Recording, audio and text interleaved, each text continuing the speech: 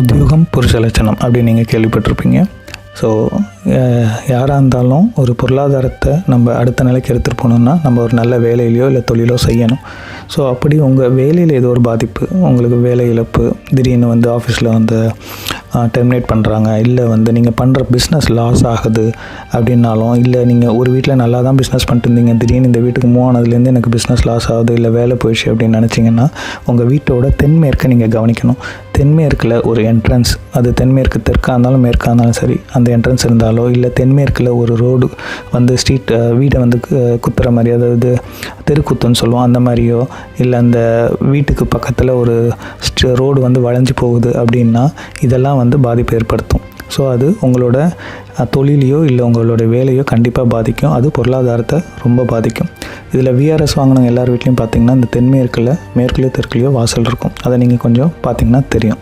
இந்த தென்மேற்கு பாதிப்பு தொழிலையோ இல்லை உத்தியோகத்தை மட்டும் பாதிக்கிறது இல்லை, உடம்பையும் பாதிக்குது. அதாவது தென்மேற்குன்றது நிலப்பகுதி.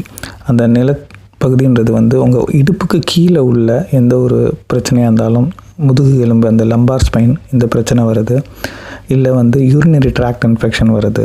ஸோ நிலம் சம்மந்தப்பட்ட விஷயங்கள், அதாவது உங்கள் உடல் உறுப்பில் ராஜ உறுப்புகள் சொல்லக்கூடியதில் பெரிதாக பாதிக்கப்படுறது இந்த தென்மேற்கு. முக்கியமாக இது வந்து இடுப்புக்கு கீழே உள்ள பிரச்சனைகள். ஓகேங்களா? ஸோ இதை வந்து நீங்கள் கவனிக்கணும். ஸோ அந்த நிலம்ன்றது எதுக்கு அப்படின்னா, ஒரு வீட்டில் ரொம்ப ஸ்ட்ராங்காக இருக்க வேண்டியது நிலம். அந்த நிலம் நல்லா இருந்தால் தான் உடல் நல்லாயிருக்கும், அந்த நிலம் நல்லா இருந்தால் தான் உங்களோட பொருளாதார நிலையும் நல்லாயிருக்கும். ஸோ அப்போ நீங்கள் லைஃப்பில் ஒரு வீடு கட்டுறீங்க இல்லை ஒரு வீட்டுக்கு போகிறீங்க அப்படின்னா, நீங்கள் அந்த வாஸ்துபடி உங்கள் வீட்டை அமைச்சிக்கிறீங்க அப்படின்னா, இந்த தென்மேற்கு திசையை கொஞ்சம் நல்லா கவனித்து பண்ணிங்கன்னா இந்த மாதிரி பிரச்சனைகள்லேருந்து நீங்கள் தப்பிச்சுக்கலாம். ஓகேங்களா? இந்த மாதிரி தென்மேற்கு பாதிக்கப்பட்ட வீட்டில் ஆண்கள் செயலிலேருந்து அந்த வீட்டில் பெண்கள் தான் வந்து அந்த குடும்பத்தை நடத்துகிற ஒரு நிலைமை இருக்கும். அதாவது ஆண் வீடுன்றது பெண் வீடாக மாறிடும். இதில் கிழக்கில் சூரிய ஒளி வரலை அப்படின்னா அப்போ ஆண்களோட அந்த ஆளுமைன்றது அந்த வீட்டில் குறைஞ்சிடும். பெண்கள் தான் அந்த வீட்டில் வேலைக்கு போவாங்க, அவங்க தான் வந்து அதை முன்னிறுத்தி நடத்துவாங்க.